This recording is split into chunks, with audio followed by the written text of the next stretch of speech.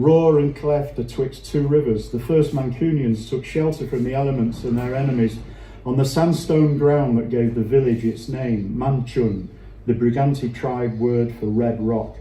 Not long after, the Romans came and brought with them their roads, their laws and their gods. High up on the garrison wall, Centurion Marcus Longinus pauses long enough to wrap his damp woolen cloak close around his body and accidentally drops a coin that falls to the ground, which then lies there for nearly 2,000 years, covered by successive layers of muck, dust and filth, until one day, in the late 20th century, it would be dug up by an archaeologist called Diane and put on show for school children. During the Middle Ages, a cathedral was built at the far end of Deansgate, or Street of the Danes, Danesgate, where the Danes walk. A sign of turbulent past, longships full of marauding Vikings, burning and looting. Fear ran deep in the soul and the city was defended. Just south of the old city, a great scar was hacked into the ground, an earthwork, a barricade, a long lazy trench called the Nico. Fragments are still there, long straight lines, abandoned long ago and defaced by age, but you can stand by the side of them and close your eyes and dream a Saxon dream. Strange to think of the other Nico, the chanteurs from the Velvet Underground, for whom Dylan wrote I'll Keep It With Mine, would spend her sad final years in Manchester. The settlement had grown into a moderately sized town by the time of Elizabeth I, the Virgin Queen, an unwitting servitor of the Rosicrucian Enlightenment. She sent to Manchester her court astrologer, the magician and philosopher Dr. John Dee, to take control of Chetham's Grammar School in 1589, thereby initiating a centuries-old hermetical magic tradition that persists in the city to this day. Here in the mist-shrouded streets of the old town, he's said to have perfected the vocabulary of the language of angels, or Enochian, by which he allegedly obtained conversation with those spirits and entities that dwell in realms beyond our own. And among the spirits he conversed with was Mercury. Thin Wild Mercury music, if you get the link.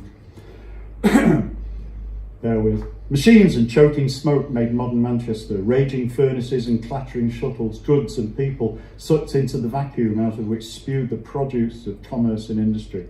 And in Manchester, as with all northern industrial cities in that era, unspeakable misery and suffering lived cheek by jowl with magnificent opulence.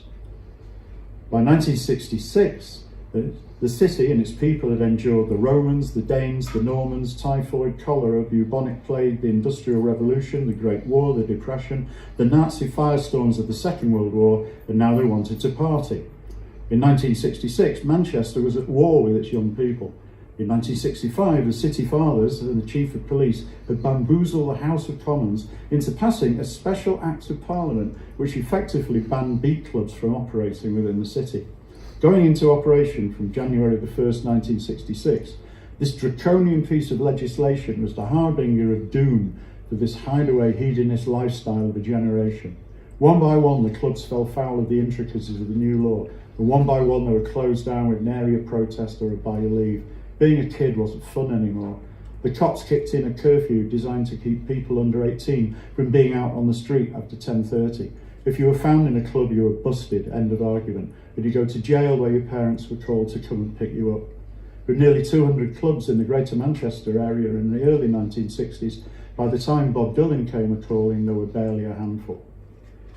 Then a bit about Peterloo, but 1966 was a strange time in Manchester. It was a transition point from the spirit of the 1950s towards something else, something that was monumentally awesome, only we didn't know it at the time.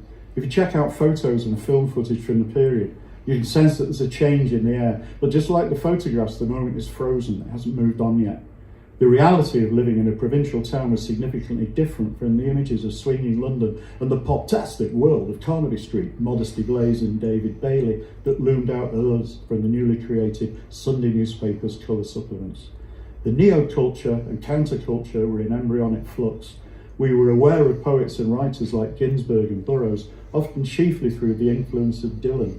The existence of underground movies, music, magazines and papers were trickling into our consciousness via word of mouth and reports in the hipper columns of the standard music journals. But these were very early days. Nobody had any idea what a hippie was, let alone becoming one. Of all the standard bearers, Dylan was the primary signifier of the changes that were to be brought. His album covers were roadmaps for the soul. You'd pore over them to glean information, to lead you in other directions. any direction out of the confines of the 19th century consensus. You went to school, you left school, you got a job.